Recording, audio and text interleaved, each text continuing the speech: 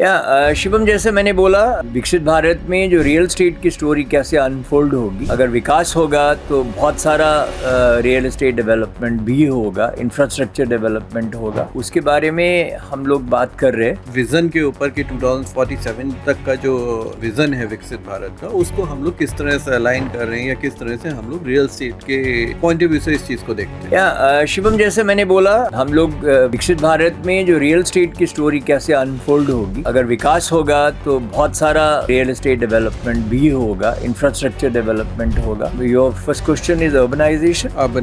और जैसे जैसे हमारा विकास होगा अर्बन सेंटर्स की तरफ, तो एज एंटिसिपेटेड बहुत सारी पॉपुलेशन विलेजेस से अर्बन सेंटर्स की तरफ मूव करेगी।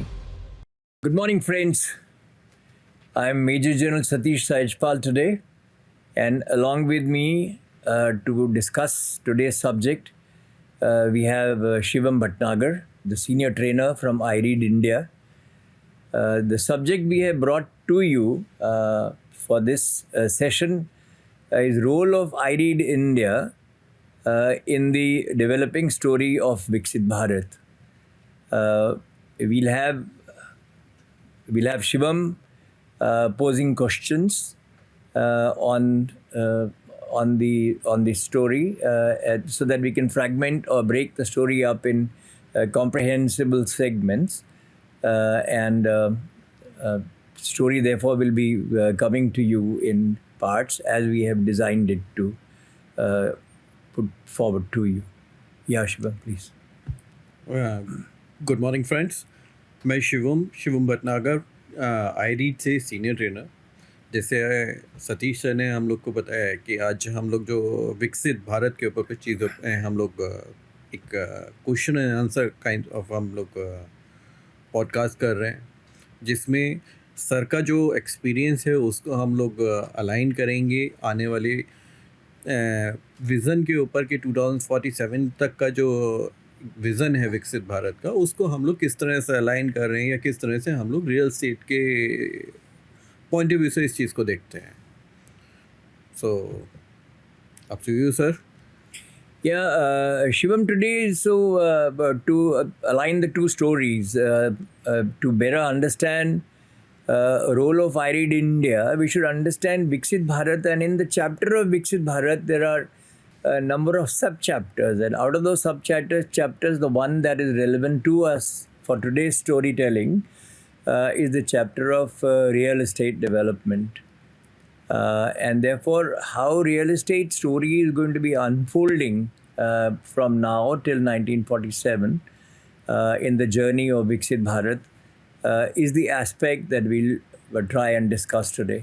Yeah, Shivam, let's have your questions.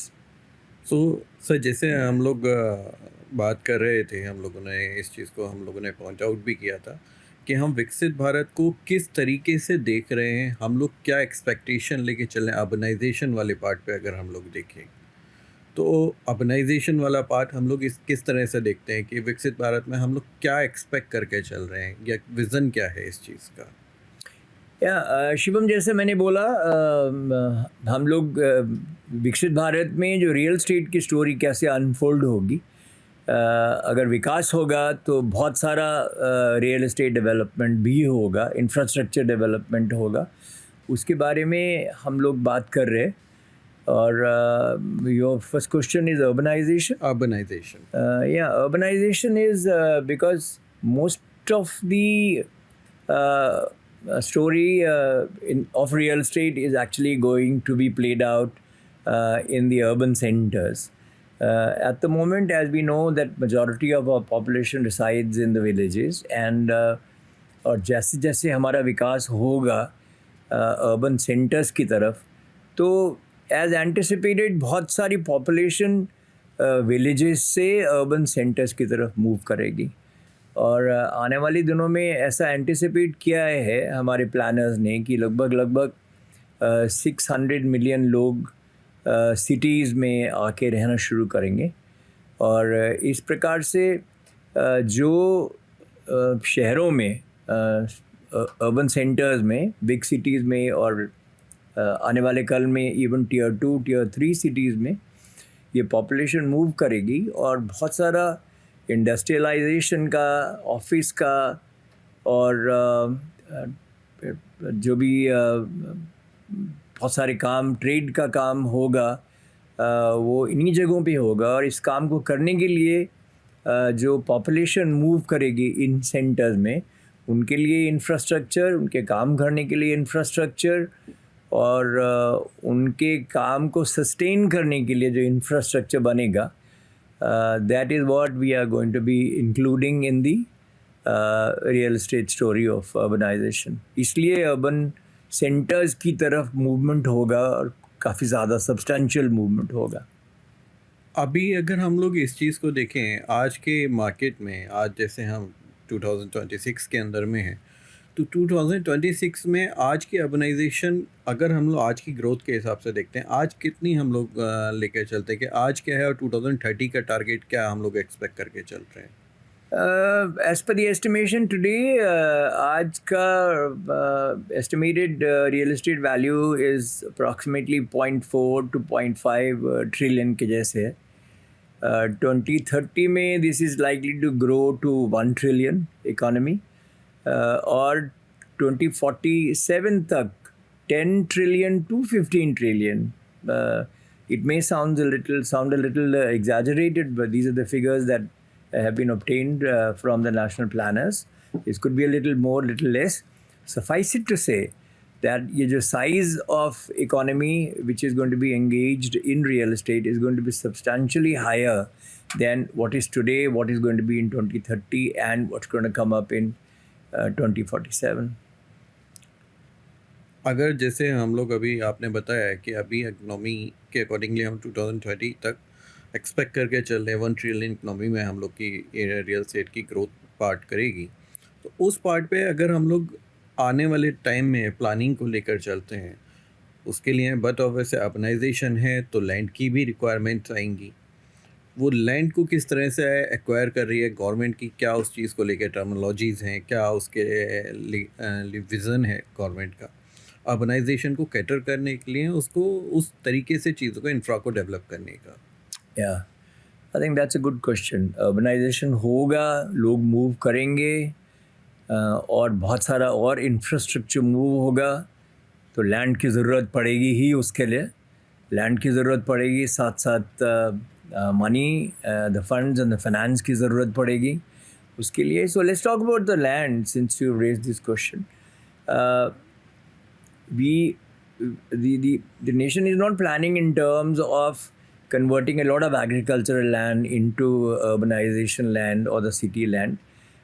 What's going to happen is that there are a number of avenues from where this land reclamation actually has been thought of in places like Bombay or in other coastal cities. They are planning in terms of reclaiming land from the ocean, the coastal areas. That's one. Then, as we had discussed in the PPP model last time, reclamation of land from the slums which are horizontally spread out. And these horizontal slums are envisaged in almost all the mega cities. Actually, these plans are already afoot. People are working on them. That these slums are going to be compacted and this land will get freed, and these people actually who are occupying those slums will be accommodated in the vertical high-rise buildings. This will have twofold advantages. One, the land that you asked about, that will get freed. That will become available for other developmental activities. The other is the quality of life of the people who are living in those slums, which are extremely poor in terms of hygiene, sanitation, water supply, other health conditions. That will improve. There's another very important aspect is that people who are living in slums, actually, they also suffer. One would like to believe, yes, they certainly do suffer from some kind of a inferiority complex. These people are coming from slums. So once they are given the kind of accommodation that the government has in mind, they will also then begin to treat mentally, psychologically at par with the rest of the population. So that's the other additional spin-off that will actually accrue from this. For land development, there's another scheme that one was going through. There are a number of brownfield projects of the government of India which are actually stuck in various departments, defense, railways, airport, and many others. These are in the process of being identified, and the private sector is being co-opted in taking over these, bringing in their the private sector will bring in their technical know-how and the financial advantages that will accrue to them, and they are the ones actually who will be coming forward, and with the aid or the assistance of the government policy alterations, they will take over these projects and bring them to useful purpose, fruitful purpose, whatever it was aimed for to start with, and they've somewhere got stuck because of the various reasons. That's not important to go through them at this stage, but with adequate incentives, the private partners will actually be invited to take part in this. So these are the other aspects, and the industrial corridors that are being developed. The land on the sides of these industrial corridors will actually now become more valuable land. So this will actually be adding value to that land banks which are there. So these are some of the aspects that I've just mentioned. There could be many more at the smaller levels, but this is how the land for various projects will be made available.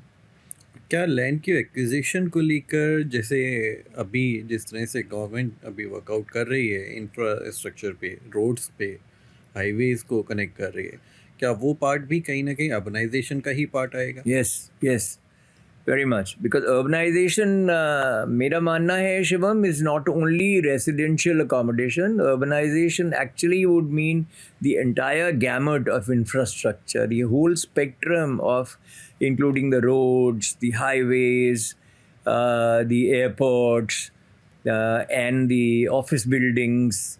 And tomorrow when we have all these AI stuff coming in, and you will require all these centers to support these activities, all this will become part of the urbanization, which will actually be contributing. And in fact, they are all complementary towards each other, and holding each other's hand, they will be moving towards Viksit Bharat.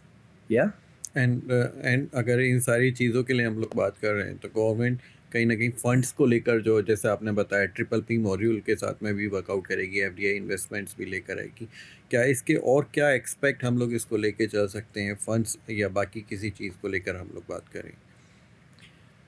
Mainly finance तो एक बहुत ही important, जब हम विकसित भारत की बात करते हैं, यहाँ पे हमने इसको सब सेक्टर एक चैप्टर बना के रियल एस्टेट के हिसाब से पढ़ रहे हैं, but basically it's the growth of the entire economy of the nation that is actually being discussed under various subsectors.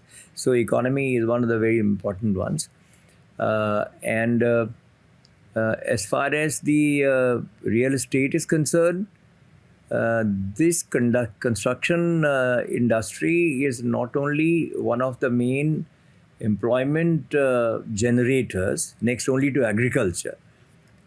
So that's one very important aspect as far as economy contribution is concerned. The other is इसका जो हमारा FDI का जो contribution है, आज की तारीख में there is about 15%, and this is likely to grow. By 1947 this will probably go up to maybe 20%. That will become the part of the role of real estate economy in the GDP.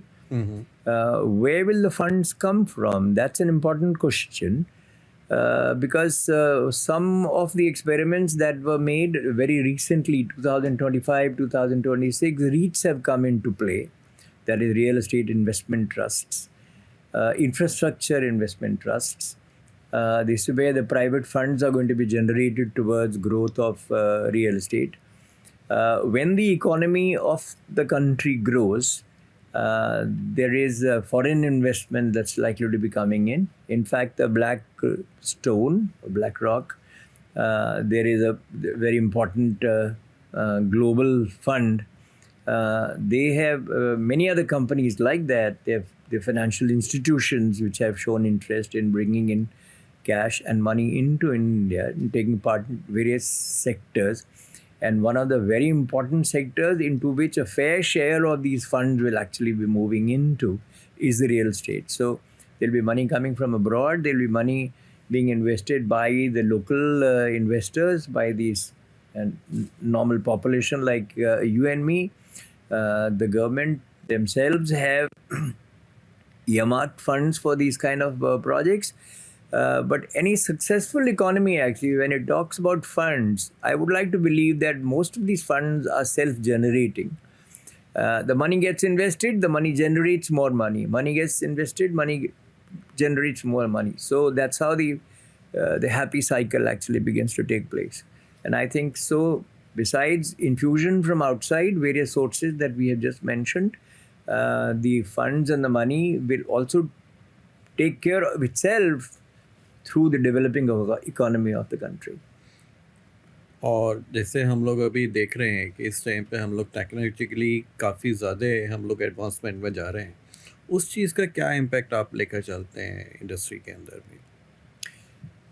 Shivam, जैसे जैसे हम लोग अभी भी देख रहे हैं पिछले 4-5 साल में बहुत सारे चेंजेस, बहुत सारे revolutions. Like for example, when I was in the army, मैंने चीफ इंजीनियर बॉर्डर रोड्स में भी काम किया है. The kind of technology that has actually moved into road construction technology, the machines, the plants, the material.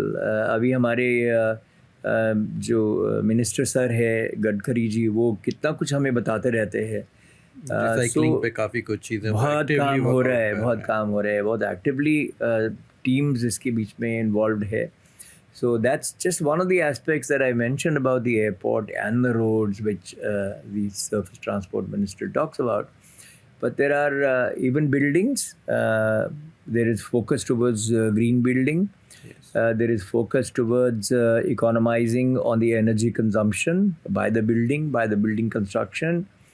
There are innovative ideas regarding the construction material, the construction methods, the construction technology. My one happens to be just one of them. And the emphasis is also going to be not so much towards demolishing the old structures, but more towards reclaiming the old structures, and thereby the existing structure actually, instead of being wasted away, उसको ही दोबारा इस्तेमाल में किया जा सकता है. उसके लिए भी जो भी टेक्नोलॉजी चाहिए वो सारी अभी फोल्ड में ला रहे हैं. और इसके अलावा जो एआई के बारे में इतना कुछ बोला जा रहा है, जो इसके लिए जो सेंटर्स बनेंगे जहाँ पे एआई के लिए इतना एनर्जी कंजम्पशन होएगा, वहाँ पे इतने ढेर सारे कंप्यूटर्स डिप्लॉय होएंगे, और उनके कूलिंग के लिए जो भी रिसोर्सेज चाहिए होंगे, वो सारा कुछ अभी तक उतना ज़्यादा इन पे ध्यान नहीं दिया गया है. Obviously because these things are not at the moment part of whatever the country is engaged in now at the moment, but subsequently as the time unfolds, इन चीज़ों के ऊपर भी खूब ध्यान दिया जा रहा है. और ये construction material, construction technology, energy consumption, और even so much so that waste management एक बहुत बड़ा सब्जेक्ट बनता जा रहा है. वेस्ट मैनेजमेंट नॉट ओनली यहाँ से जो रिसोर्सेज जनरेट होंगे वो इस्तेमाल होंगी, बहुत सारी कंस्ट्रक्शन इंडस्ट्री में उसमें से इस्तेमाल होंगे. इनफैक्ट ये बोला जा रहा था कि जैसे दिल्ली में वो जो कचरे के ढेर लगे हुए हैं जिनको अभी धीरे धीरे करके रिमूव किया जा रहा है, it is being said that major portion of what is coming out of that by way of waste is going to be recycled and reutilized in the construction industry in one way or the other. Yes. So these are some of the new avenues in terms of technological advancements that will get introduced as the time goes by. और अगर हम लोग जैसे हम जब बात करते हैं, अब जैसे हम लोग अभी इस चीज़ में भी कंट्रीब्यूशन की बात करते हैं, आई रीड की कंट्रीब्यूशन को लेकर, तो आई रीड की कंट्रीब्यूशन, जैसे हम लोग अभी एजुकेशन पे भी वर्कआउट कर रहे हैं, उस चीज़ को लेकर आपका क्या मेरा opinion है? मेरा आज के जो हम लोग का डिस्कशन है उसका मेन मकसद यही था कि हम एक एक पूरा खांचा, एक कैनवस तैयार करें, अपने इंफ्रास्ट्रक्चर डेवलपमेंट की जर्नी है जो अगले 20 इयर्स के लिए। और इस जर्नी के लिए जो ट्रेंड मैन पावर है जिन्होंने आके यहाँ पे काम करना है, उनको प्रिपेयर करने के लिए हमारे पास कौन कौन से इंस्टीट्यूशंस हैं। और जब मैं देख रहा हूँ अपने चारों तरफ, मुझे बहुत ज़्यादा इंस्टीट्यूशंस नहीं दिख रहे हैं। हमारा आईरीड India is one of these institutions actually which is already engaged in preparing this manpower which is going to participate in the विकसित भारत जर्नी। और जैसे जैसे समय बीतता जाएगा और विकसित भारत आगे आगे बढ़ता जाएगा, उसी प्रकार आईरीड इंडिया भी इवॉल्व होता जाएगा। और जो रिसोर्सेज और जो प्लान्स ऑलरेडी इन मोशन है इस समय, जिसका कि आप बहुत अहम हिस्सा हैं, उसके साथ साथ और भी एडवांस कोर्सेज इंट्रोड्यूस होते जाएंगे। इसके साथ साथ और भी तरीके इस तरह से अपनाए जाएंगे जिससे कि ये जो हमारा आईरीड इंडिया का इंस्टीट्यूशन है, एकेडमी है, ये सिर्फ एक गुड़गांव सेंट्रिक या एनसीआर सेंट्रिक नहीं रहेगा। लेकिन हमारे जो सीईओ है भास्वर पॉल, उनका विज़न है कि हम इस पूरे एफर्ट को पूरा नेशनल फुटप्रिंट पे कैसे इसको लेके जाएंगे। सो मेरा अपना मानना है कि आईरीड India has got big vision, big designs. Some of it is already in motion and a lot of it is yet to come in future and get unfolded. Definitely, क्योंकि अगर हम लोग आज की अगर हम लोग बात करते हैं तो आई रीड ऑलरेडी हम लोग बात करें सिर्फ सेंट्रिक, अगर हम लोग बात करें गुड़गांव सेंट्रिक, उस पार्ट पे नहीं, कहीं ना कहीं जैसे अभी आपने देखा ट्राइडेंट के साथ में हम लोग जैसे या इसके बारे में मैं थोड़ा आपको पॉज करूँगा क्योंकि you are a senior trainer. In fact आप बहुत ही सीनियर हिस्सा हैं जो ट्रेनिंग इम्पार्ट कर रहे हैं अभी लोगों का। तो मैं ये चाहूँगा कि आप एक एक करके जो हमारे कोर्सेज ऑलरेडी अनफोल्ड है इस वक्त, जो चल रहे हैं, उनके बारे में कुछ बताएं और आने वाले दिनों में उन कोर्सेज के द्वारा हम कैसे मदद कर सकेंगे। मेरा मेन पर्पस इतना है, या एक तो जानने के लिए, जो हमारे सुनने वाले हैं वो उत्सुक होंगे जानने के लिए हम किस प्रकार की ट्रेनिंग इम्पार्ट कर रहे हैं। बाकी ये भी जानने के लिए मैं उत्सुक होऊंगा कि कैसे हम इस ट्रेनिंग को ज़्यादा लोगों को जो इस फील्ड में एंटर होना चाह रहे हैं आने वाले दिनों में, क्योंकि इसके प्रॉस्पेक्ट्स तो बहुत ज़्यादा बढ़ते जाएंगे, और उनको कैसे आइडेंटिफाई करेंगे, कैसे उन तक पहुँचेंगे। जैसे मेरे दिमाग में एक आ रहा था, जैसे Agniveer, I am a soldier. So मैंने 35 इयर्स आर्मी में सर्विस करी है।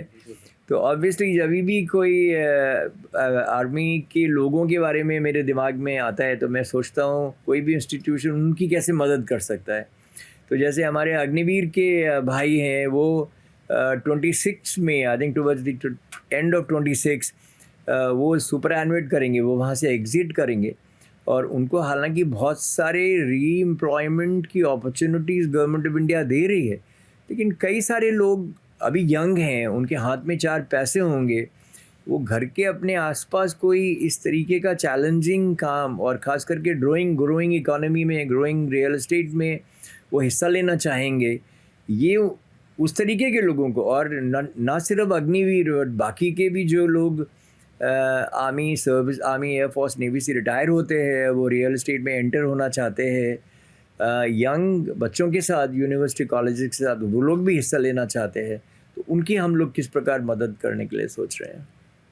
सर, जहाँ तक रही बात आई रीड एकेडमी और रियल एस्टेट एजुकेशन को लेकर, सो अगर हम लोग बात करें, अगर मैं इंस्टेड ऑफ कि भाई हम लोग क्या कोर्स कराते हैं, उससे पहले ये बताना चाहूँगा कि रियल एस्टेट एक ऐसा सेक्टर है जो अभी तक भी कहीं पे भी अगर हम लोग बात करें स्ट्रक्चरल वे में काम नहीं कर। जी।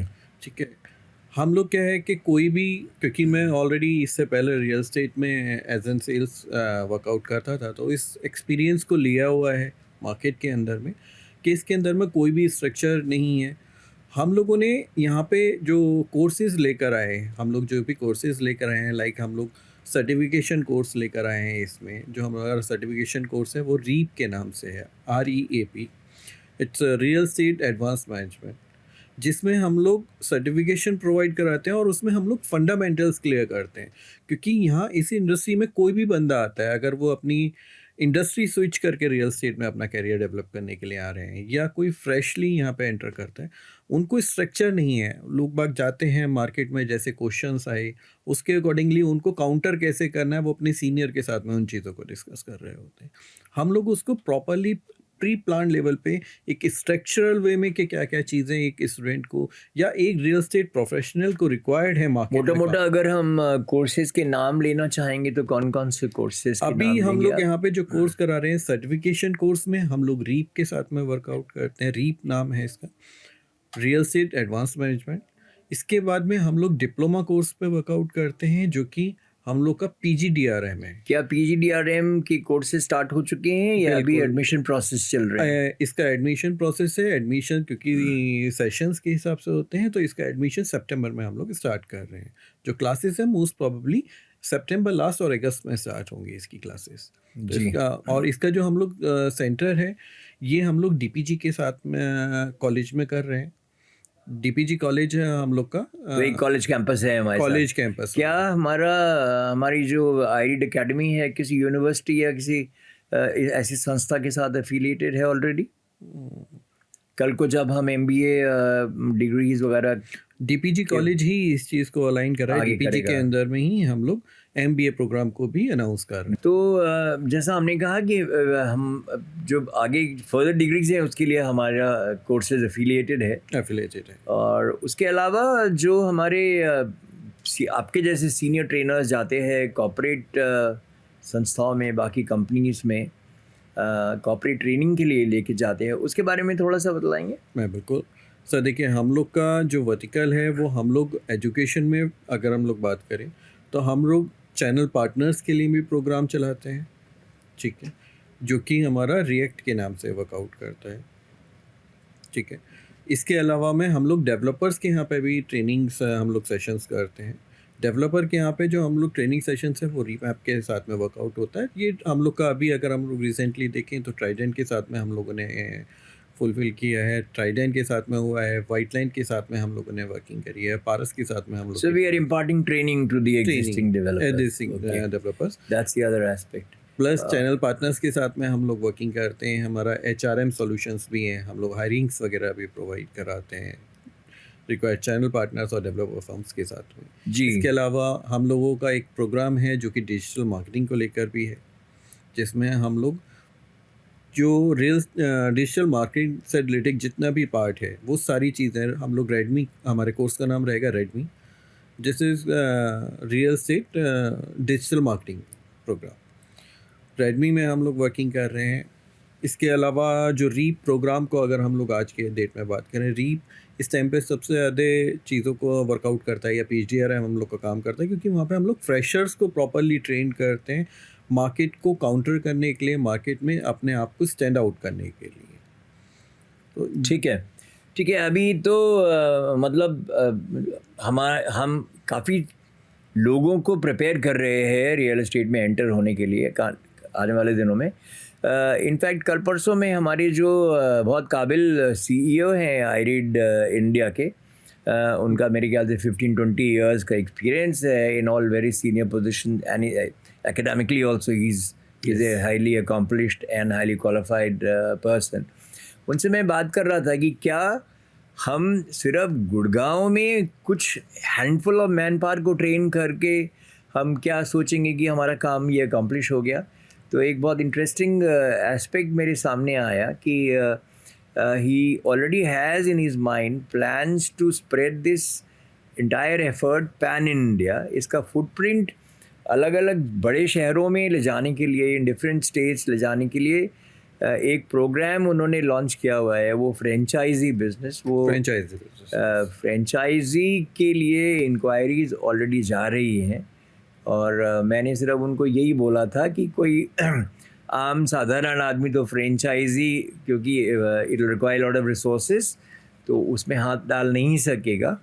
So it will have to be somebody who either has a fair amount of access to capital, उनके पास होना चाहिए. वो या तो किसी एकेडमिक बैकग्राउंड से ही आते हो जो कि इस तरह के कोर्सेज ऑलरेडी रन कर रहे हो, और एक आईरीड का जो चैप्टर है वो उसके साथ में कन्वीनियंटली ऐड कर सकें. वो वैसे वाले लोग इस फ्रेंचाइजी में आके एंट्री ले सकते हैं बहुत आसानी से. और तीसरा कोई जो ऑलरेडी एग्जिस्टिंग इंस्टीट्यूशंस हैं और वो एक आईरीड इंडिया का जो सिलेबस है, जो कोर्स है, उसको भी साथ में चलाना चाहते हैं, तो उनके लिए जो ऑफ़र है कि वो लोग यहाँ पे आ सकते हैं और इसके लिए बिड कर सकते हैं कि हाँ हम ये करना चाहते हैं. और उनको यहाँ पे जो भी कोर्सेज़ हैं, जो यहाँ पे और एसेट्स है, ट्रेनिंग के मॉड्यूल्स हैं, उनसे अवगत कराया जाएगा, उनको फेमिलियराइज कराया जाएगा, and then they can go back and enter this transactional documentation, whatever is required. Yes, so I just thought I'll keep everybody informed about that, particularly our listeners. आपको तो खैर उसके बारे में मालूम ही है. बिल्कुल सर जी.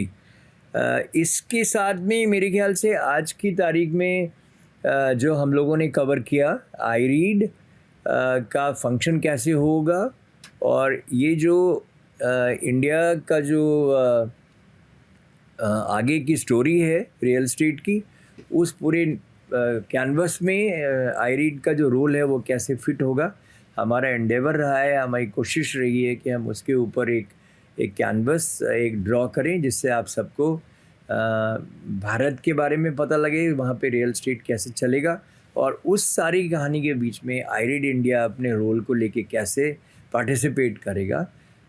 इसके साथ में हम लोग आज का पॉडकास्ट यहीं पे समाप्त करते हैं. And for you to be participating, thank you very much. Have a wonderful day.